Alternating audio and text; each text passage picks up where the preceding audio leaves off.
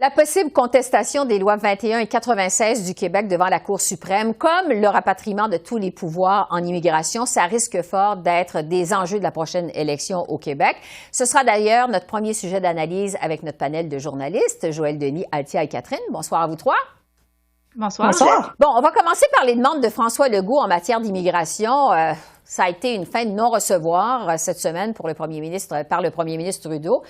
Ça s'ajoute donc aux possibles contestations des lois 21 et 96. Althia, est-ce qu'on se dirige vers un affrontement Ottawa-Québec?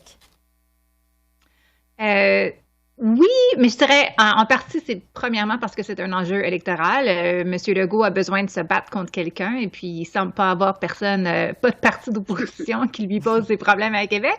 Alors, il a décidé de s'en prendre à Justin Trudeau. De l'autre part, je dirais que Monsieur Legault a un nationaliste qui a une vue très particulière du Québec et de quoi devrait ressembler le Québec. On l'a vu avec le projet de loi 96, maintenant la loi 96, la loi 21. Et puis, sur l'enjeu de l'immigration, comme il a mentionné à Drummondville cette fin de semaine, que le Québec pourrait devenir comme la Louisiane s'il n'y avait pas les pouvoirs eux-mêmes pour pouvoir choisir leurs immigrants, en autre mot, en tout cas, selon lui, il y a pas assez d'immigrants qui parlent français. Mais je pense que qu'est-ce qui change un petit peu la donne du côté du fédéral, parce que quand même, M. Trudeau a été, durant les dernières années, n'a pas voulu vraiment rentrer en bataille, si vous voulez, avec M. Legault, parce que c'est quand même un premier ministre très populaire. Mais maintenant, il n'y a plus d'élection fédérale à l'horizon. Avec l'entente avec le NPD, on s'en va pas aux urnes pendant probablement 2 ou 3 années, puis peut-être même pas avec M. Trudeau. Alors, on le voit déjà avec sa réponse que non, il n'y avait pas l'intention de transférer les pouvoirs en immigration. Oui, je dirais, on peut s'attendre à un accrochement, mais je pense pas que ça va être beaucoup plus qu'on demande ceci, puis on vous dit non. Oui, c'est ça, parce que, bon, Catherine Althia le dit, Ottawa veut éviter d'entrer en guerre avec le Québec, mais est-ce que quand même, le gouvernement Trudeau est en train de donner des munitions à la CAQ à la veille des élections au Québec? Oui, mais bon, je pense que le gouvernement fédéral, c'est pas quelque chose qui le dérange particulièrement en ce moment. C'est sûr que bon, je dois avouer, Monsieur Legault, bon, il pèse quand même sur un bouton intéressant dans le sens que le système d'immigration au Canada, on peut pas dire que c'est un succès retentissant. Par contre, on peut pas dire que c'est un succès au Québec non plus. C'est très lent, il y a des délais inacceptables. Et puis, ben, Québec, contrairement aux autres provinces, a déjà beaucoup de pouvoir en immigration. Là, il veut les rapatrier complètement, ce qui fait dire, coudonc, est-ce qu'on va commencer à parler de la souveraineté du Québec? C'est une question là, qu'on pourrait se poser. Donc, comme Althia le disait, je pense que bon, Monsieur Legault, il avait des ballons d'essai, je pense, là, à l'approche des élections.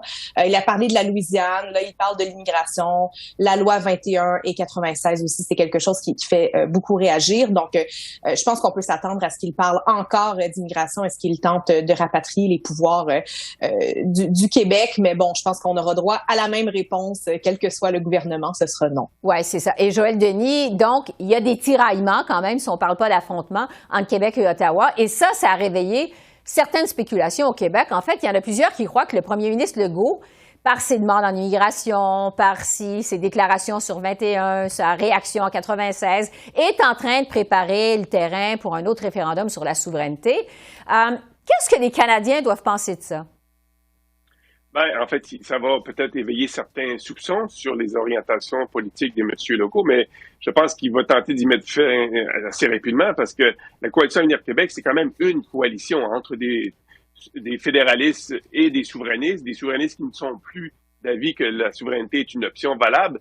Donc, s'il va de l'avant avec un quelconque référendum sur la souveraineté ou affiche des couleurs beaucoup plus souverainistes que on serait prêt à l'accepter, ça menacerait sa propre coalition. Donc, il marche sur des œufs quand même. Il est prudent.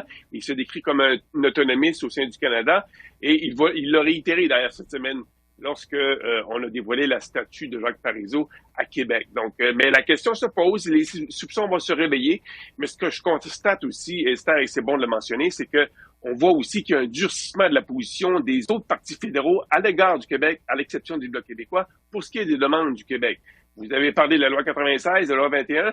Le gouvernement de Justin Trudeau évoque des contestations judiciaires, mais le Parti conservateur se rapproche aussi de plus en plus la position de Justin Trudeau. Donc, il reste le Bloc québécois pour porter le message de François Legault à la Chambre des communes. Les autres partis, il y a quand même un certain consensus par rapport à la justesse des lois 21 et des lois 85. Et le Bloc québécois qui s'est fait entendre justement là-dessus cette semaine. On va parler maintenant du projet de loi sur le contrôle des armes à feu qui a été déposé lundi, un projet de loi qui propose un gel national des armes de poing, plusieurs autres mesures aussi que réclamaient en fait des groupes de pression, comme Poly se souvient par exemple.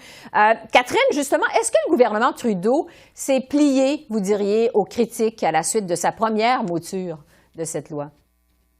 Oui, tout à fait. Et on dirait quasiment que le gouvernement Trudeau y est allé par élimination, là. Donc, il a tenté de donner ce pouvoir sur les armes de poing aux municipalités. Les municipalités ont dit qu'elles n'étaient pas d'accord. Par la suite, en campagne électorale, bien là, il voulait donner ce pouvoir-là aux provinces. Les provinces ont dit, bien, on veut pas de ce pouvoir. Alors là, finalement, il ne reste que la seule solution de finalement faire bannir ces armes de poing à travers le pays, ou du moins les suspendre, pas les bannir complètement. Et on l'a vu d'ailleurs, là, je dirais juste rapidement, Poly se souvient qu'il avait désavoué le gouvernement Trudeau lors de la campagne électorale. Et bien là, c'est rallié au gouvernement. Donc, on peut dire qu'effectivement, pour certainement, là, il a écouté les critiques et puis il a ajusté le tir pour faire un mauvais jeu de mots. Il faut aller un petit peu plus rapidement. Joël Denis, accueil assez favorable dans son ensemble, sauf pour les conservateurs qui jugent qu'Ottawa n'en fait pas assez pour lutter contre les armes illégales. Jugent qu'Ottawa s'attaque aux propriétaires qui possèdent des armes en toute légalité. Qu'est-ce que vous avez pensé de la position des conservateurs sur ce projet de loi? Prévisible parce que le Parti conservateur demeure le parti qui va défendre les propriétaires d'armes à feu, donc il fallait qu'il y ait une certaine critique, mais je les sens moins virulents dans leur attaque contre cette mesure. Et ça, c'est vraiment un changement de ton par rapport aux autres années. Dans le passé, j'ai souvent couvert ces débats. Depuis 30 ans, je couvre la colonne parlementaire et j'ai souvent vu des débats déchirants sur la question du contrôle des armes à feu. Cette fois-ci, j'ai l'impression que le gouvernement Trudeau a atteint l'équilibre, un certain consensus entre les régions rurales et les régions urbaines. Pourquoi? Parce que le fléau auquel on veut s'attaquer, c'est la possession d'armes de poing qui est utilisée pour la violence armée dans les centres urbains. Donc, ça concerne surtout les centres urbains, la mesure concernant les armes de poing, et ça fait consensus, évidemment, parmi la députation libérale, et ça oppose pas, finalement, pour une rare fois, les députés des régions urbaines et les députés des régions rurales. Oui. Altia, pour le temps qui nous reste, je vais vous amener sur un autre sujet. Cette sortie remarquée, je dirais, de l'ancien ministre des Finances, Bill Morneau, dans un discours qu'il a prononcé mercredi soir. M. Morneau qui a critiqué la vision économique de Justin Trudeau. On se rappelle que Bill Morneau avait quitté la politique en 2020 sur fond de controverse, mais sur fond aussi de divergence avec Justin Trudeau. Est-ce qu'on assiste à une vengeance de la part de Bill Morneau? Comment vous le voyez? Je dirais oui, peut-être un petit peu. Il y a beaucoup de gens qui pensent que M. Morneau est parti à cause de l'affaire de Oui, qui était allé faire qui est allé faire des vacances, puis qui avait oublié combien d'argent ses voyages. C'était comme une contribution de comme 40 000 $ qu'il avait reçu de l'organisation, puis que lui et sa femme, surtout sa femme, avaient donné beaucoup d'argent à Oui, puis qu'il y avait un conflit d'intérêts. Mais vraiment, la raison, c'était un conflit sur les mesures pour la pandémie. Puis il y a beaucoup de gens qui croient que c'était Mme Freeland dans le bureau du premier ministre qui poussait M. Morneau vers la porte. Et puis, si on croit cette version de l'histoire, on pourrait bien se dire que c'est, oui, une petite vengeance qui s'est produite cette semaine. Parce que M. Morneau, lui, s'est prononcé. Et je veux pas dire que c'était... Je pense que qu'est-ce qu'il a dit, c'était vraiment ce qu'il croit, qu'autour du sein du cabinet, il n'y avait pas beaucoup d'attention portée sur la croissance économique du pays à long terme, qui est un enjeu très important, fondamental à son avis, puis que les gens ils semblaient plus intéressés à prendre des décisions politiques à courte durée, à redistribuer les fonds, au lieu de vraiment s'engager aux problèmes clés, la croissance économique. Alors, c'était son point, mais c'est certainement une critique du gouvernement très pointue d'un ancien ministre. Catherine, je vais terminer avec vous parce qu'il nous reste plus de temps, mais je veux vous entendre sur la course sur les députés conservateurs parce que vous avez écrit là-dessus cette semaine dans le National Post. C'est la période de vente de cartes de membres pour les candidats, ça s'est terminé vendredi. Le meneur présumé, Pierre Poilievre, selon ce que vous nous dites, ce que vous avez écrit cette semaine, pourrait être plus vulnérable qu'on le pensait au départ, finalement, en quelques secondes. Oui, ben écoutez, je pense que simplement, il reste le meneur et il dépasse largement ses adversaires. Par contre, il a perdu quelques plumes, je pense notamment avec le débat en français.